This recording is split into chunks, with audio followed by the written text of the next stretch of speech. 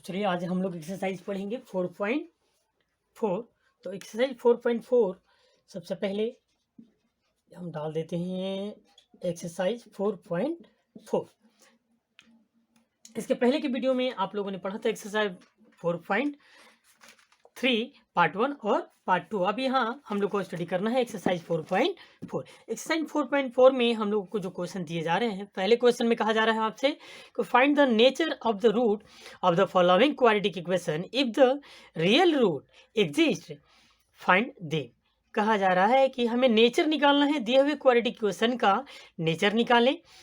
If the root real हो, अगर root real हो तब आपको उसका वैल्यू भी निकालना है। चलिए रूट को रियल रखने से पहले हम लोग करते क्या है कि डिस्क्रिमिनेंट के बारे में थोड़ा सा फिर दोबारा जान लेते हैं, दोहरा लेते हैं।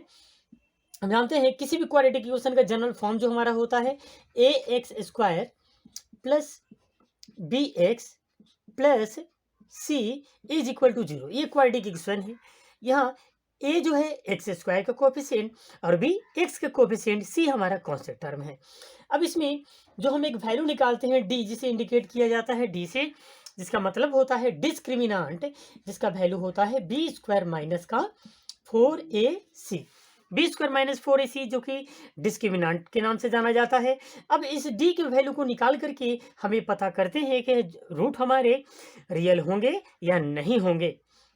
रियल होंगे तो इक्वल होंगे या अनइक्वल होंगे। तो अगर डी का वैल्यू आप निकालते हैं, डिस्क्रिमिनांट का वैल्यू निकालते हैं, अगर डी का वैल्यू आपका बड़ा होता है किससे, 0 से, तो रूट क्या होगा उस स्थिति में, रूट रियल होते हैं, साथ साथ दोनों के दोनों रूट क्या होते हैं, अनइक्वल होते हैं, रूट रियल और अनइक्वल। लेकिन अगर डी का वैल्यू आपका क्या हो, बराबर हो किसकी, 0 को, तो उस समय भी रूट आपके रियल होंगे और क्या होगा, रूट इक्वल होंगे, अनइक्वल नहीं, बल्कि दोनों रूट का वैल्यू, एक्स के दोनों वैल्यू का, दोनों जीरोज वैल्यू आपके क्या होंगे, इक्वल होंगे।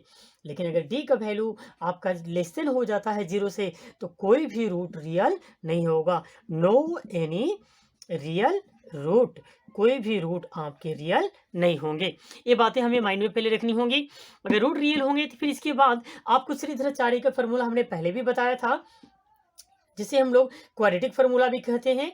यानी एक्स का वैल्यू निकालने के लिए, दोनों जीरो निकालने के लिए minus b plus minus under root d by 2a, ये श्रीधराचार्य का फार्मूला, जिसे श्रीधराचार्य रूल भी कहा जाता है और क्वाड्रेटिक फार्मूला भी कहा जाता है। इसका प्रयोग करके हम लोग अपने रूट को ये जांचेंगे, चेक करेंगे, देखेंगे कि रूट हमारा रियल है या नहीं है। चलिए तो चलते हैं अपने एक्सरसाइज पर सीधे। ये बातें आपको हमेशा माइंड में रखनी होंगी, इसी के अनुसार हम लोग अपने प्रॉब्लम को सोल्व करेंगे। तो चलिए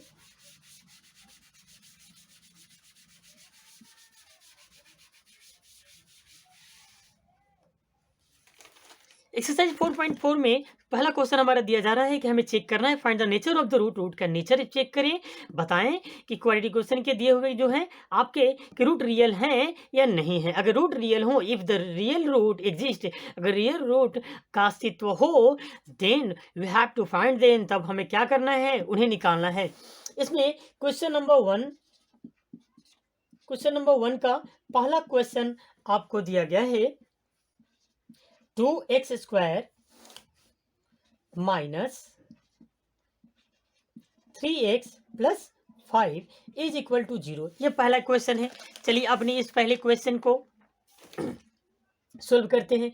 अब यहाँ आपको हमेशा अपने क्वाड्रेटिक इक्वेशन के फॉर्म को याद रखना होगा। क्वाड्रेटिक इक्वेशन का फॉर्म होता क्या है, a x square plus b x plus c is equal to 0। ये क्वाड्रेटिक इक्वेशन का जनरल फॉर्म हमारा होता है। इस फॉर्म के अनुसार अगर आपको दिक्कत हो तो पहले इसे नोट कर लीजिए और हमेशा ध्यान रखिएगा एक्स स्क्वायर के कोफिशिएंट को ए, एक्स के कोफिशिएंट को बी और सी हमारा कांस्टेंट टर्म होता है। तो चलिए हम यहाँ पर सबसे पहले आपका ए क्या है, 2 हो गया, बी क्या है, विथ साइन के साथ लिखिएगा आप, माइनस के 3, और इसके बाद सी का वैल्यू कितना है, प्लस 5। अब हम यहाँ डी का वैल्यू निकाल लेते हैं ताकि हमें ये पता चल सके रूट रियल होगा या नहीं होगा। अब यहाँ डी इक्वल टू क्या होता है, बी स्क्वायर माइनस 4ac। चलिए बी का वैल्यू क्या है, -3 -3 पावर 2 -4 ए की जगह आपका 2 है, रख दिया आपने, इंटू सी, सी की जगह आपका क्या है 5 है, इंटू 5, इसका वैल्यू निकाल लीजिए, 3 के स्क्वायर 9 हो गया, 9। अब यहाँ 4 5 जा 20, 22 जा 40, कितना हो गया 40, वैल्यू कितना आ गया हमारा -31। अब यहाँ हमने देखा कि डी का वैल्यू क्या आ गया, निगेटिव में आ गया, जो कि 0 से छोटा है। क्लियरली यहाँ देख रहे हैं हम लोग, clearly D that is less than 0, 0 से क्या है, डी का वैल्यू छोटा है, इसलिए therefore no any real root is possible, कोई भी रूट आपका रियल हो ऐसा कोई रूट पॉसिबल नहीं है। अभी हो गया हमारा पहले क्वेश्चन का आंसर। अब यहाँ आपको जांचना था, आपने चेक करके बता दिया डी का वैल्यू आपके क्या आया, लेस देन 0 आया, इसलिए इसका कोई भी रूट रियल नहीं होगा। अब सेकंड क्वेश्चन पर चलते हैं।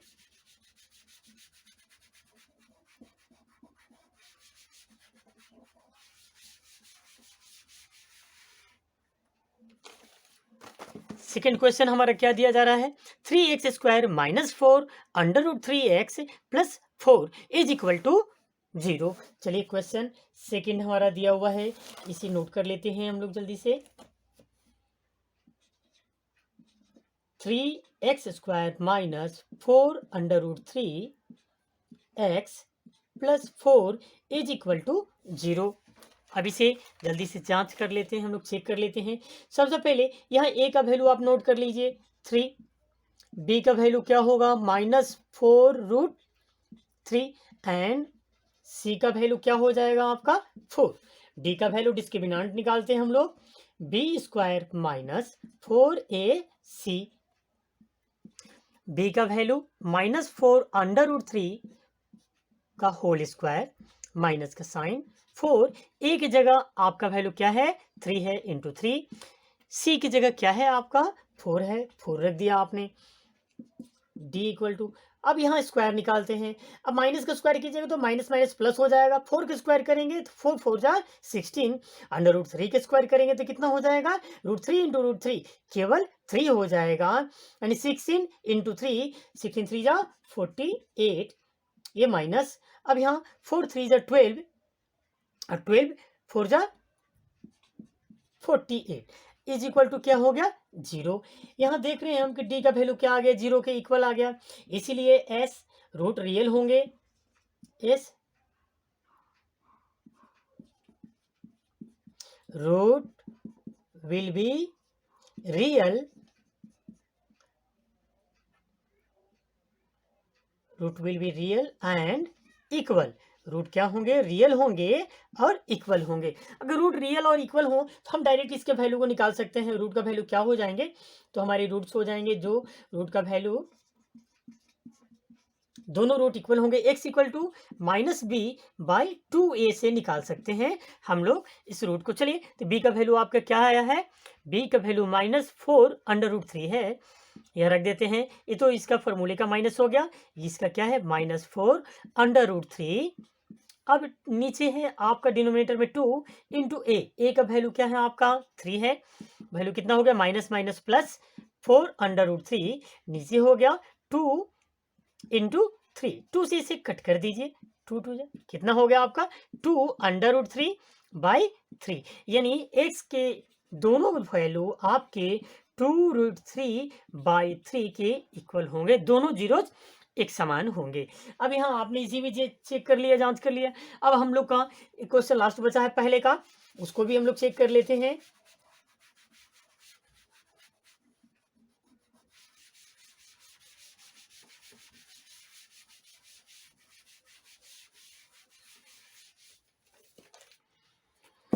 चलिए क्वेश्चन थर्ड में आपका क्या दिया गया है, 2x² -6x + 3 is equal to 0।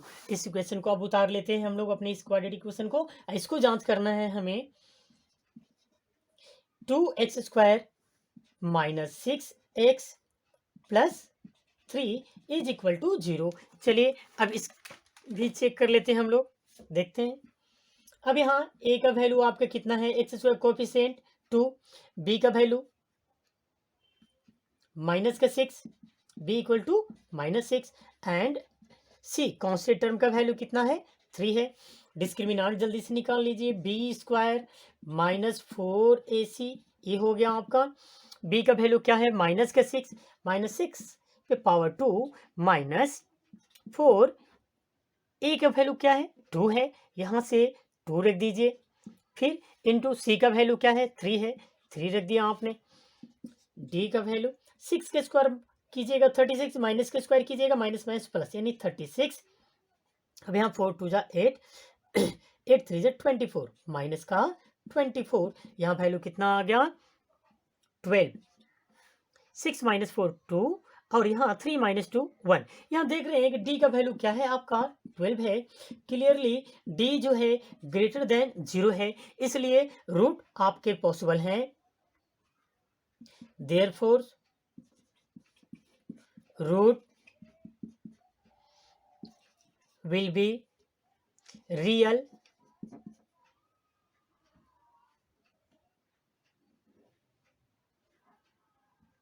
and unequal. दोनों रूट रियल होंगे और क्या होंगे अनइक्वल होंगे, यानी दोनों का वैल्यू क्या होगा अलग अलग आएगा। चलिए तब इसके बाद इस पे अब जब रूट हमारे रियल और अनइक्वल होंगे तब इसे सोल्व कर लेते हैं जल्दी से।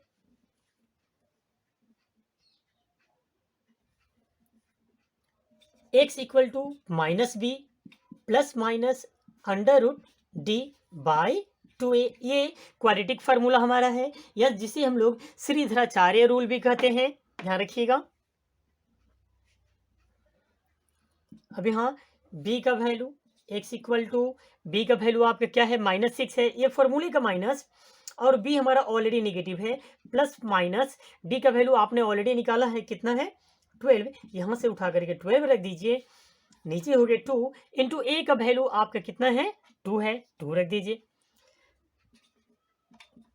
x equal to minus minus plus 6 plus minus, अब इसे क्या लिख सकते हैं हम लोग 12 को 4 इंटू 3, तो 4 के बदले में हम 2 बाहर निकाल लेते हैं, 2 अंडर रूट 3 लिख सकते हैं,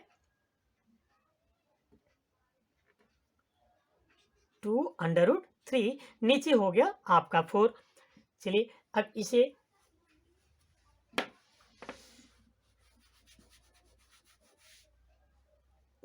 हम यहां बना लेते हैं इसको, x equal to 6 plus minus, अब इन दोनों में से अब क्या कीजिए कॉमन ले लीजिए, या चलिए आप x का वैल्यू एक बार प्लस का एक बार माइनस का, ये हो गया 2 अंडर रूट 3 बाई 4, एक बार वैल्यू निकाल लिया आपने इसको। अब इसको सोल्व कर लीजिए, कितना हो गया x इक्वल टू, अब 2 को कॉमन ले सकते हैं यहाँ पर, छोटा कर लीजिए कितना 3 plus under root 3 by 4, 4 reduce हो जाएगा, x का वैल्यू कितना आ गया 3 प्लस अंडर रूट 3 बाई 2, ये पहला आ गया आपका। दूसरा निकाल लीजिए, x equal to 6 minus 2 under root 3, same work करेंगे हम लोग, यहाँ 2 कॉमन ले लेते हैं, यहाँ 3 हो गया माइनस अंडर रूट 3 बाई 4, 2 से 4 को रिड्यूस कर दिया आपने 2, x इक्वल टू कितना हो गया 3 माइनस अंडर रूट 3 बाई 2, ये हो गया आपका जीरोज। दोनों जीरोज, पहला जीरोज हमारा यहाँ आ गया, दूसरा जीरोज आपका यहाँ आ गया। यहाँ पॉसिबल था क्यों, क्योंकि डी का वैल्यू जो था आपका बड़ा था किससे 0 से, इसलिए जीरो जिसके पॉसिबल थे। अब अगले क्वेश्चन को हम लोग चलते हैं, अब अगले क्वेश्चन में अगले वीडियो में हम लोग देखेंगे।